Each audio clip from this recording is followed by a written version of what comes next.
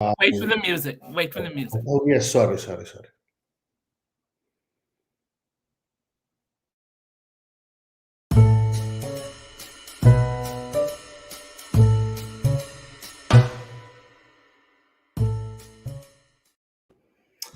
Ladies and gentlemen, good evening.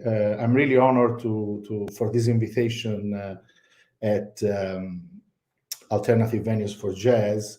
My name is Franco Nannucci. I am originally Italian. I live in United States now for 20 years. And somehow now I see myself involved into music, and in the specific also in jazz music. I've always been passionate about music in general, and when I was about 17, 18, I discovered jazz through Dizzy Gillespie and Miles Davis. But most of everything, it was the weather report. In Italy at the time, being in the army was mandatory, and we only had the weather report cassette of 8:30, and the sound of Birdland kept me company for around 365 days while I was there. After that, music has been important to me. I have been fortunate enough to meet a lot of great musician, music producer, but my real life is not jazz, is not real music. I'm a fabric salesman. I work in textile since very early age. And today I'm here really to present you something that I really care a lot. So I suppose I'm really here because I have been able to make a conjunction about jazz music in particular, even though then I have enlarged it to a broader music genre, more music genre, and humanitarian project. I decided 6 years ago to start fundraising for a foundation of a friend of mine that had passed away that had 7 schools in Africa. And I wanted to use music as a sign to offer something to donors because, I thought that just asking for money was not really the greatest approach in a world where everybody is asking for something. So I started to produce concerts, live events, and some music, investing my own personal resources, allowing all the funds and the revenue of the concert, the donation, the event, and the music itself to go 100% into the project, into the foundation that was managing the 7 schools that we have in Africa, primarily in Senegal, in Burkina Faso, in Sierra Leone, Ivory Coast, as well as South Sudan. The first one was a seed that got under my skin so deeply that I couldn't come back. After the first event in Prato that we were able to really use as a very first time, music for love, uh, it was like a tornado, like a hurricane, and of emotional, as well as of a lot of positive adrenaline. So I had the luck to meet some very important Italian musicians where I'm originally from that embraced my project 100%. So we did 1 concert, we did 2, we did 3, we did 4. And then some of these musicians, the first one in particular, Fabrizio Bosso, that is one of the greatest Italian European trumpet jazz player, came to the US. And so Music for Love landed in the country that is hosting me for the last 20 years. Coincidentally, 2 months before this concert, we had a tornado in Greensboro, North Carolina, where I live, that destroyed 3 elementary schools. So we took the occasion to really fundraise in support of all these children and all these teachers and family that had lost the opportunity to go to school. And again, this passion for music and charity and humanitarian project grew inside me to the point that I decided to do a tour in Italy the following year. Then a sort of many coincidences showed up and made me a sort of respected person in the world of music. While, as I said, I am very simple. textile salesman that used part of his wealth and connection, as a way to give back for these humanitarian purposes. Our music is available through our website, but it's also available on every digital platform. You can go, you can see we have on our YouTube channel several videos of some of the live event and also some of the other songs and video that we have produced, always thinking about something related to justice, to equality, to diversity. I really strongly believe that music is the universal language, not in the way that we are used to listen. I really believe it can communicate strength, it can communicate love, it can communicate passion, it can communicate compassion. And so we really need to use it at the best of our ability. So our music is over there. Our organization, in the course of the last couple of years, also became a recording label, a music production company. Of course, very small. We are small. We are unknown, and we are giving the chance to young musicians to try to make a living out of the music. So we have both of the equation, always keeping jazz as the foundation, because jazz is improvisation. It's like, for me, being here with you, people say, do you write something? Do you follow a guideline?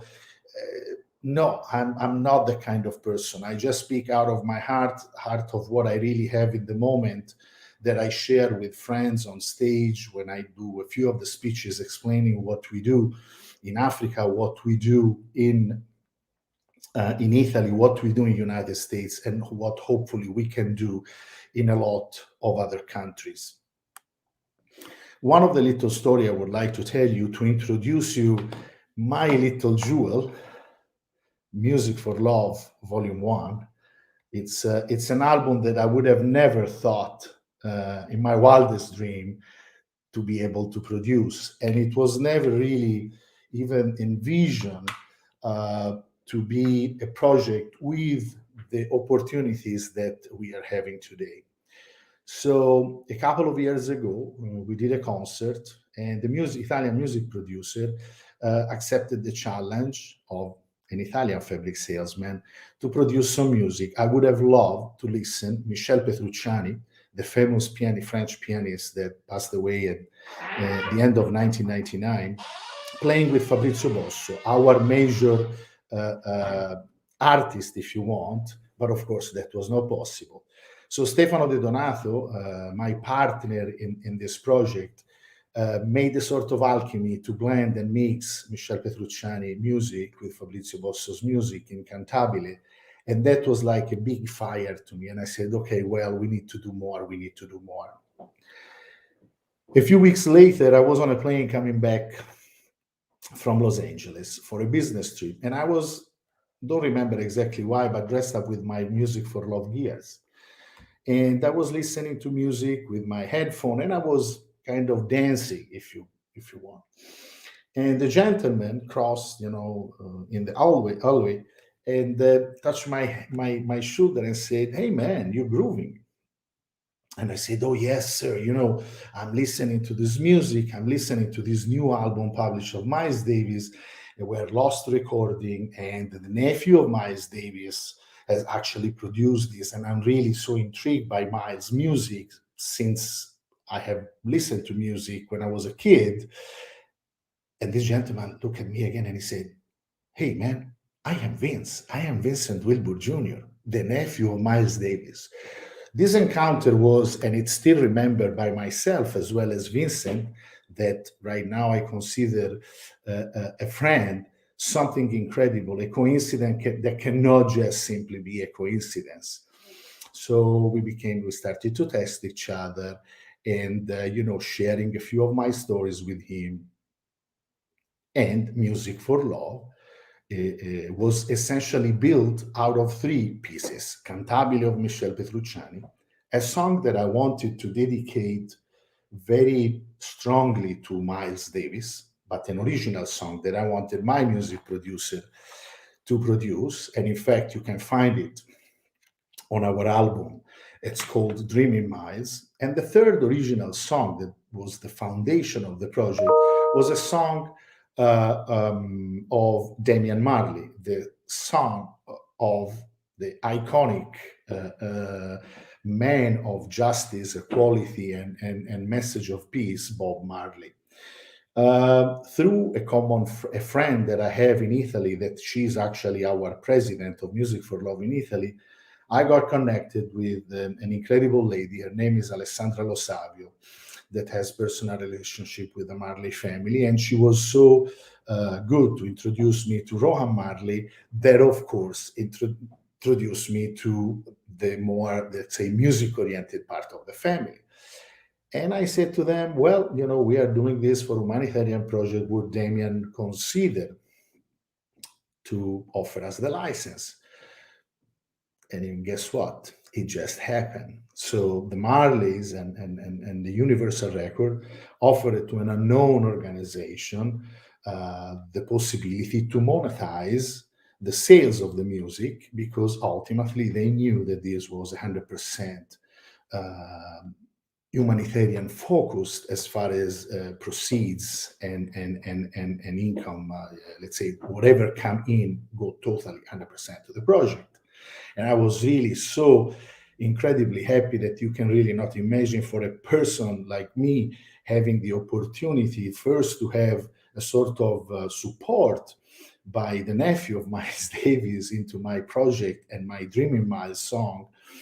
And then, the family of Bob Marley that embrace my wish to have Speak Life into our album as well. That is also part of a Grammy Award winner album of Damian Marley. I did the same thing with the Petrucciani family. I just sent an email, I introduced myself, I introduced my project. And again, this family, again, I believe, one of the greatest pianists of the last century in jazz music, agreed into this version of Cantabile that is the purest, the jazz only music. People would consider it almost, too much, because I was blending jazz music with hip hop and rap. So I was a little bit scared, because even though in my vision there was a specific reason for that to be, but that sometimes musicians are very specific, and their family also.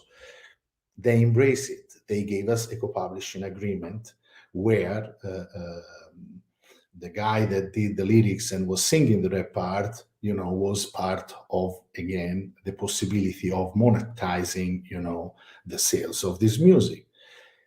Then I said to the music producer, Stefano De Donato, I said, well, now we need to really put this on a more international level. So through friends, we had a couple of musicians from Turkey, one lyric mezzo-soprano from Russia, actually thanks to Stefano. We had musicians from Senegal. We had musician and singer from Brazil, from Mozambique and Portugal. Of course, we had a lot of Italian as well as American, of course, because that's my home country and it's where I really have more relationship, because in America, my relationship are more related to my own business more than the music. So this project took, of course, during COVID, while we were not able to do fundraising, we were not able to do live event, became a 14-track album, where I also found the alliance and partnership of the Ghetto Youth Foundation, that is one of the two foundations that get the funds that we are able to fundraise through donation of corporation, individual, as well as of the revenue of the sales of the music, and who is on top of this Ghetto Youth Foundation. Ghetto Youth Foundation was started and is managed by Stefan, Damian, and Julian Marley, three of the sons of Bob Marley.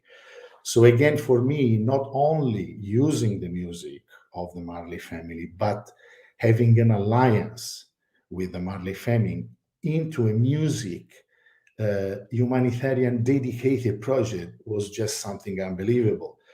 I am sure many of you can share the fact that, if you play soccer and you play with the best, or if you play basketball that I love so much, and you play in NBA, you better know what you are doing.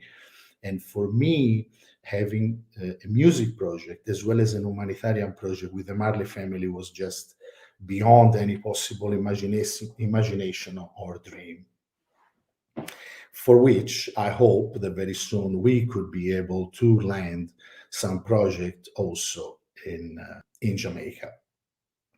So uh, the project went on during, took off in January, and then, we had success in Italy.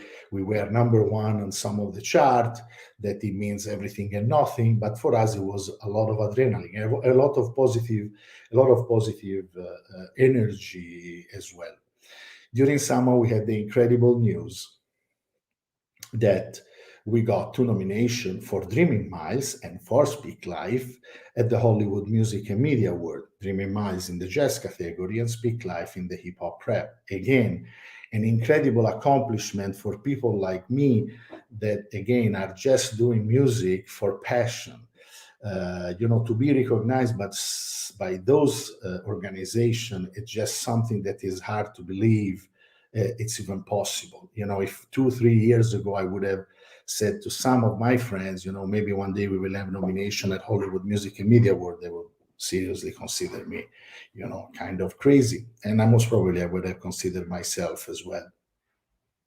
But there are other incredible things that have happened in the meantime, and one of which is that we are into the ballot of the Grammy Awards as a global music album. Now, do I really hope, do I really believe we can get it? In total honesty, even in my incredible sort of dreamer person that I am, and positive person that I am, I don't believe we have maybe the option. But as I say to our friend Scott Thompson, if we can make a mission impossible happening, or at least we have to give it a try. It's just everything we can do. So here we are, a few weeks before the Grammy nomination vote, with this sort of dream, where we hope that something incredibly good can happen to us. Now, that at the moment, I really want to step into the more serious part of these 30 minutes that I was really kindly given by Gail to talk about not just music, but about what is really all about Music for Love, Volume 1. Why I wish we could have that notoriety. For personal fame, honestly, no. I'm really not interested. Money, no, because I invest my own money to produce the music so that I can give 100% of the project to the project as far as revenue and proceeds. But I wish we could have some notoriety first, because I believe this album has some beautiful music. I most probably could not realize when we close it, when we did it and publish it, that maybe it was as good. But I have to say, it's really great music, and it's diverse music. And that's where I would like that the jazz people embrace us and give a chance to this album, because we have blended jazz music with hip hop, with rap, with soul, R&B, funk, lyric, classical music. I mean, we took habanera from Carmen and blended with a sort of house music feeling, and an incredible solos and music played by Giuseppe Mazzamuto on the vibraphone. Again, something incredible. And again, why I would like people to embrace this project on the music side? Because my goal was to show that diversity is a strength. And we are not showing today diversity as a strength. We consider it a weakness. We have fragmented ourselves. And I take the example of music, where we have fragmented every category in a lot of other small category, to the point that there is no solid strength into the music itself. Same thing for humans. I believe that diversity, I believe that integration, I believe that we should all feel equal in reality, not just as an utopia, not just as a dream. So the diversity in music that in the container of Music for Love Volume 1 album fits so well, gives so many good vibe, offer really the pleasure of the hip hop rap guys and the opportunity to listen to some jazz, to the jazz guys to listen to some hybrid hip hop or funk music that it's really beautifully done. On top of the purpose, again, that is really the critical component of this. So, yes, I believe that we should work more to get together. You know, we live a time, even and mostly in the United States of America, where there is more and more sense of division, of groups that detach themselves from the unite of human that should live all together. So using the music as a message of unity, diversity, integration, well, I hope that we can step by step go backwards and go back to the point where everybody would go hand in hand with everybody else.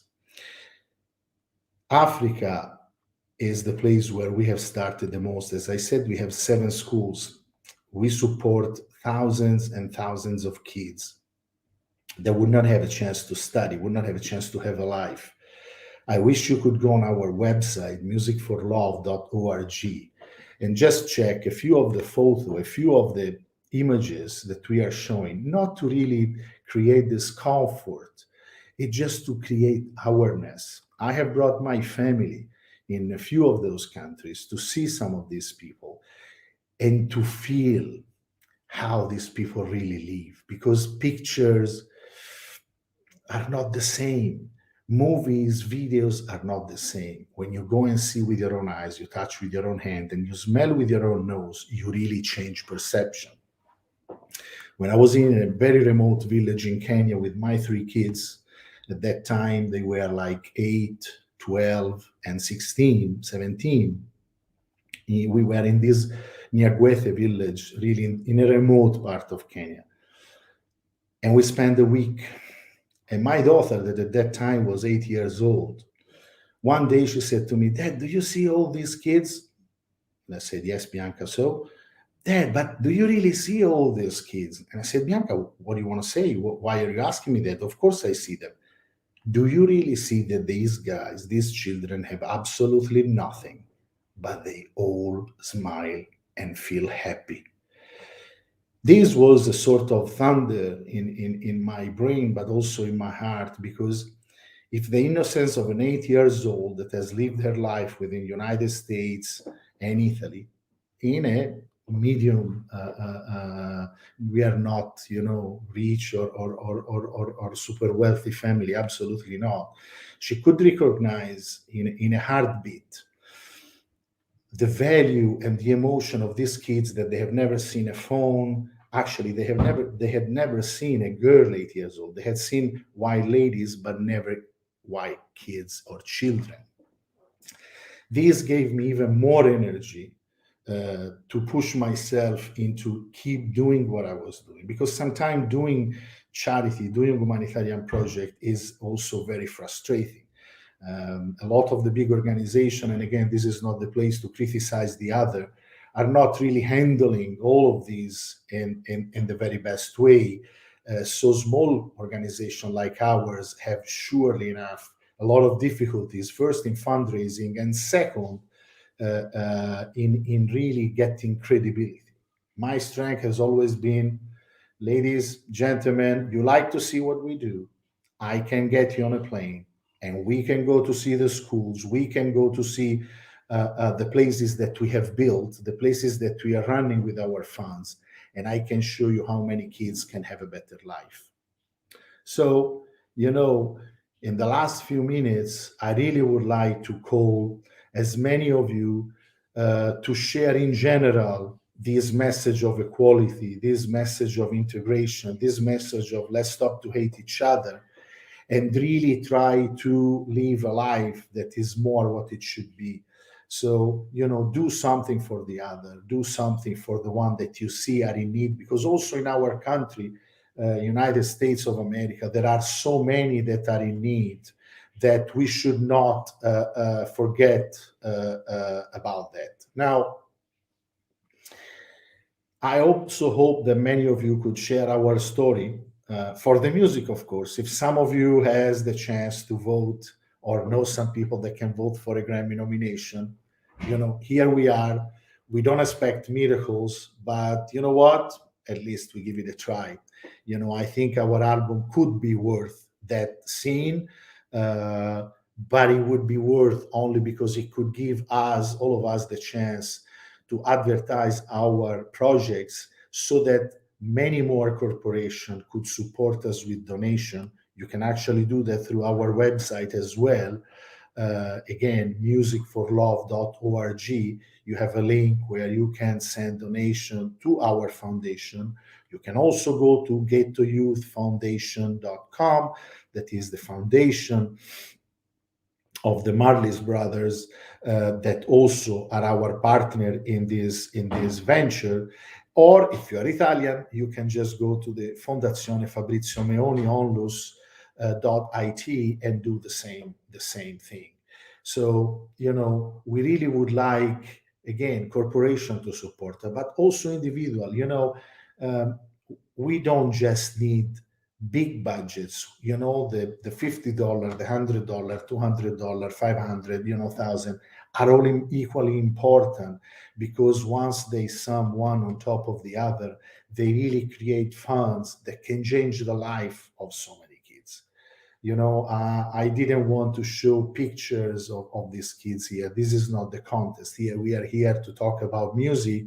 And today we are here to talk about music and humanitarian, because Music for Love and Franco Nannucci, that is myself, we are invited by Gail to this fantastic